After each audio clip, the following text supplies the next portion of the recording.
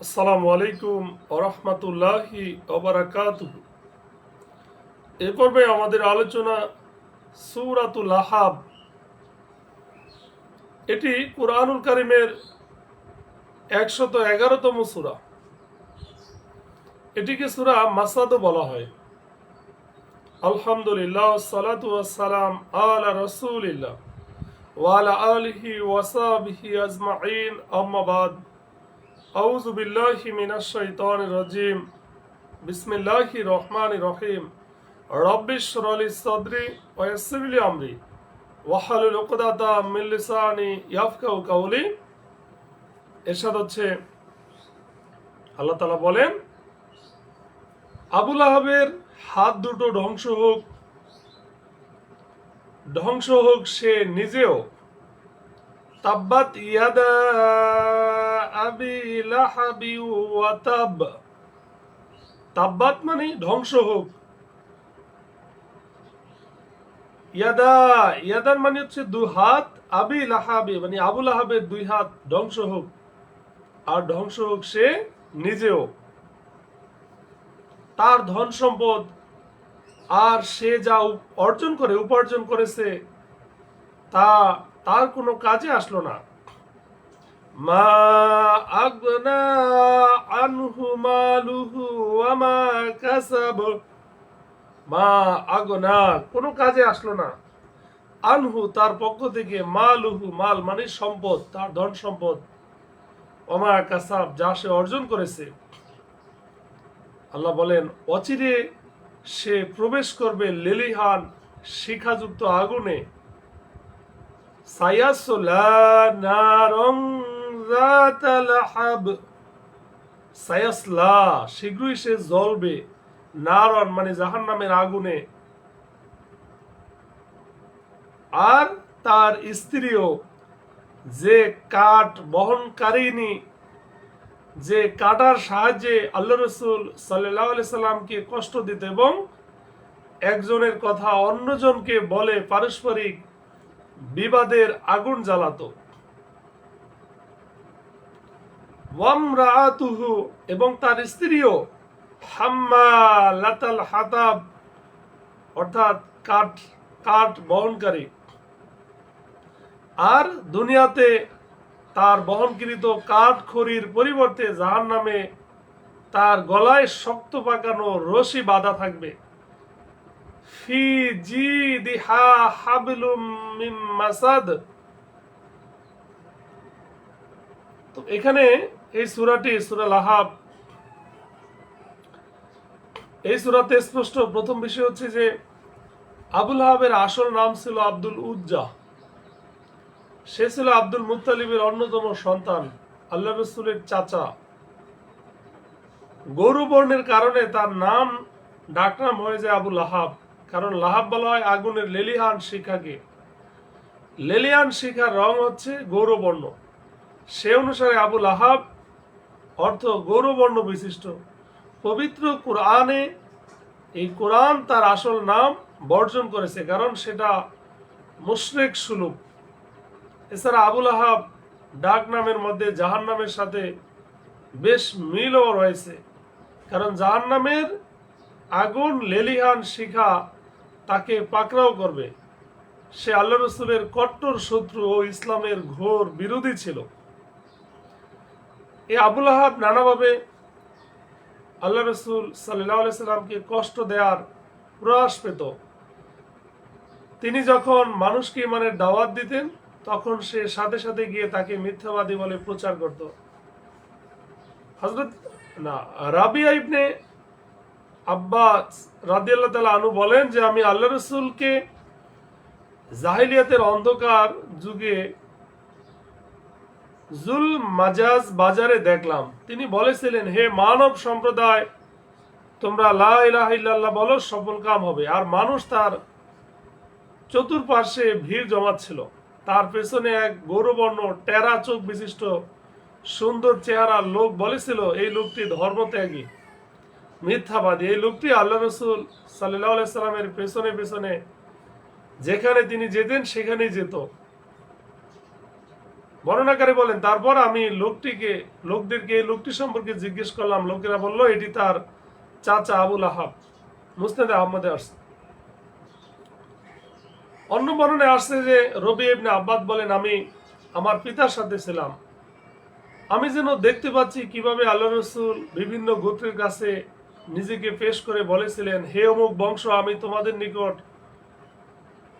তোমাদের সবার নিকট আল্লাহ রসুল তোমাদেরকে আল্লাহর ইবাদত করতে এবং তার সাথে কাউকে শরিক না করতে নির্দেশ দিচ্ছি। আর আমি এটাও চাই যেন তোমরা সত্য বলে বিশ্বাস করো এবং আমার পক্ষ থেকে প্রতিরোধ করো, যাতে করে আমি আমার আল্লাহর কাছ থেকে যা নিয়ে প্রেরিত হয়েছি তা যথাযথভাবে বাস্তবায়ন করতে পারি। যখনই তিনি এই কথাগুলো বলে শেষ করলেন, তখনই তার পিছন থেকে এক লোক বলতো, হে অমুক বংশ, সে তোমাদেরকে লাত ও উজ্জা থেকে বিচ্ছিন্ন করতে চায়। সে নতুন কথা চালু করেছে, সে পথভ্রষ্টতা নিয়ে এসেছে, সুতরাং তোমরা তার কথা শুনবে না এবং তার অনুসরণ করবে না। নাউজুবিল্লাহ। তখন আমি আমার পিতাকে বললাম, এই লোকটিকে? তিনি বললেন, ওই লোকটির চাচা, অর্থাৎ আল্লাহ রসুলের চাচা আবু লাহাব। তো সম্মানিত শুধু তাফসীরকারকরা বলেন যেটা আবু লাহাবের প্রতি একটি ভবিষ্যৎবাণী। এখানে ভবিষ্যতে যে ঘটনাটি ঘটবে তাকে অতীতকালের অর্থ প্রকাশক শব্দের সাহায্যে বর্ণনা করা হয়েছে। এর মানে তার হওয়াটা যেন এত বেশি নিশ্চিত যেমন তা হয়ে গেছে। আর যা এই সূরায় কয়েক বছর আগে বর্ণনা করা হয়েছিল শেষ পর্যন্ত তাই সত্য, অর্থাৎ আবু লাহাব জীবিত থাকতে এই সূরা নাজিল হয়েছে। আর আবু লাহাব আল্লাহ রসুলের দাওয়াতকে ক্ষতিগ্রস্ত করার জন্য যথার্থ নিজের সর্বশক্তি নিয়োগ করেছিল। কিন্তু এই সূরাটি নাজিল হওয়ার মাত্র 7-8 বছর পরেই বদরের যুদ্ধ অনুষ্ঠিত হয়। এই যুদ্ধে কুরাইশদের অধিকাংশ বড় বড় সর্দার নিহত হয়। তারা সবাই ইসলাম বিরোধিতা ও ইসলামের প্রতি শত্রুতার ক্ষেত্রে আবু লাহাবের সহযোগী ছিল। এই পরাজয়ের খবর মক্কায় পৌঁছার পর সে যত বেশি মর্মাহত হয় যে এরপর সে 7 দিনের বেশি জীবিত থাকতে পারেনি। যে দিনের অগ্রগতির পথ রোধ করার জন্য সে তার সর্বশক্তি নিয়োগ করেছিল, তার সন্তানদের সেই দিন গ্রহণ করার মধ্য দিয়ে তার আরো বেশি ও পূর্ণ পরাজয় সম্পন্ন হয়। সর্বপ্রথম তার মেয়ে দাররা হিজরত করে মক্কা থেকে মদিনায় চলে যান এবং ইসলাম গ্রহণ করেন। আর মক্কা বিজয়ের পর তার 2 ছেলে উতবা ও মুআত্তাব আল্লাহ রসুলের সামনে হাজির হয়ে ইসলাম গ্রহণ করেন এবং তার হাতে বায়াত করেন। সুবহানাল্লাহ। বলা হয়েছে, মা আগুনা আনহু মালুহু ওয়া মা কাসাব। তার মানে হচ্ছে এখানে কাসাব অর্থ হচ্ছে যে ধন সম্পদ দ্বারা অর্জিত মুনাফা। তার মানে উপার্জনে তার নেতৃত্ব, পদমর্যাদা এবং তার সন্তানরাও শামিল। অর্থাৎ যখন আল্লাহর পাকড়াও এলো তখন কোনো জিনিস বা কেউ তার কাজে এলো না। সায়াসলা নারং যাতা লাহাব, অচিরেই সে দগ্ধ হবে লেলিহান আগুনে। অর্থাৎ কিয়ামতে অথবা মৃত্যুর পর কবরে সে এক লেলিহান অগ্নিতে প্রবেশ করবে। তার নামের সাথে মিল রেখে অগ্নির বিশেষণ যাতা লাহাব। ওয়ামরাতুহু হাম্মালাতাল হাতাব, তার স্ত্রী অর্থাৎ লাকড়ি বহনকারিণী। তো আবু লাহাবের স্ত্রীর নাম ছিল আরওয়া। সে ছিল আবু সুফিয়ানের বোন ও হরব ইবনে উমাইয়ার কন্যা। তাকে উম্মে জামিল বলা হতো। আবু লাহাবের ন্যায় তার স্ত্রীও আল্লাহ রসুলের প্রতি বিদ্বেষী ছিল।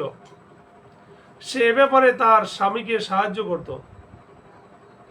তো এই আয়াত তাই ব্যক্ত করা হয়েছে যে এই হতভাগিনীও তার স্বামীর সাথে জাহান্নামে প্রবেশ করবে। বর্ণনায় আসছে যে এই মহিলা যখন শুনতে পেল যে আল্লাহ তাআলা তার ও তার স্বামীর ব্যাপারে আয়াত নাজিল করে অপমানিত করেছেন, সে আল্লাহ রসুলের কাছে আসলো। আল্লাহ রসুল তখন বসা ছিলেন, তার সাথে ছিলেন আবু বকর।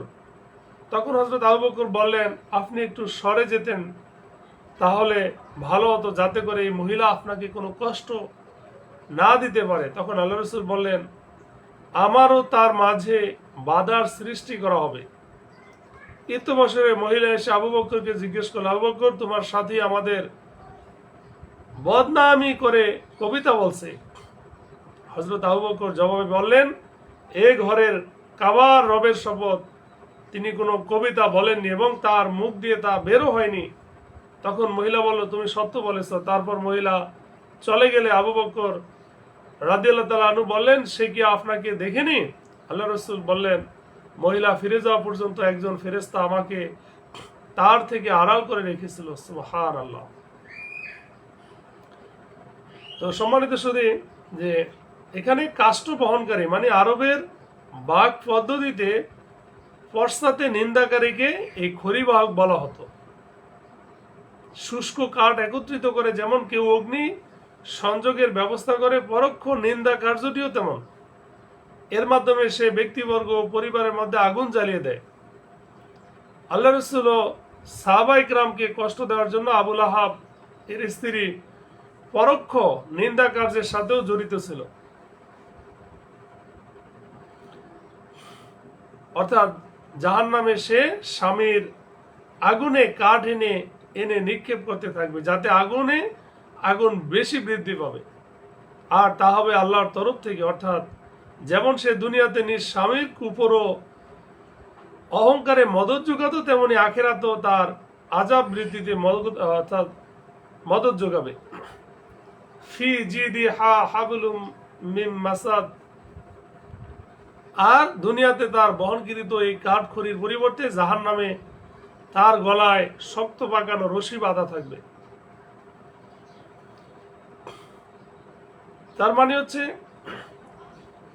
মজবুত রশি, চায় তা কোনো ঘাস অথবা খেজুরের আঁশ বা সিল্কার অথবা লোহার তার পাকানো হোক।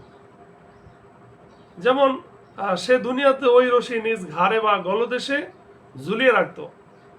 তার মানে হচ্ছে ঝুলিয়ে রাখতো মানে একজনের গীবত আরেকজনের কাছে গিয়ে বলতো। বলা হয়েছে যে তার গলায় বাঁধা রশিটি মাসাদ ধরনের। মাসাদ অর্থ নির্ণয়ে কয়েকটি মত রয়েছে, অর্থাৎ খুব মজবুত করে পাকানো রশিকে মাসাদ বলা হয়। আল্লাহ তাআলা আমাদের সঠিক বুঝ দান করুক, আমিন।